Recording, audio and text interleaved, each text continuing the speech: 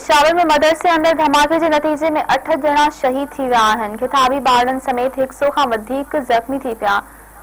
Kohat road ते दीर colony में कायम मदरसे जे हाल में ज़ोरदार धमाको थी पियो, जंहिंजो आवाज़ शहर में परे परे ताईं ॿुधो वियो। धमाके जे नतीजे में 8 ॼणा शहीद थी विया आहिनि, जॾहिं त मासूम किताबी ॿारनि समेत 100 खां वधीक ज़ख़्मी थी पिया आहिनि।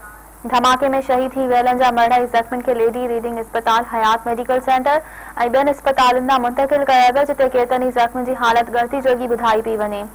सीसीपीओ पेशावर मोहम्मद अली गंगापुर जो चवणु आहे त धमाको टाइम डिवाइस ज़रिए करायो वियो। धमाकेदार मादो बैग में रखियो वियो हो। धमाके में 5 खां 6 किलोग्राम धमाकेदार मादो इस्तेमाल कयो वियो। होॾां पुलिस धमाके जा सीसीटीवी कैमरा जा फुटेज हथ करे वरिता आहिनि, जॾहिं त धमाके जी जांच शुरू कई वई आहे। धमाके जी सदर डॉक्टर आरिफ अलवी, वज़ीर आज़म इमरान खान, केकेपी जे गवर्नर ऐं वॾे वज़ीर पीपुल्स पार्टी जे चेयरमैन बिलावल भुट्टो ज़रदारी ऐं ॿियनि अॻवाननि सख़्त लफ़्ज़नि में मज़म्मत कंदे इंसानी जानियूं ज़ाया थियण ते दुख जो इज़हार कयो।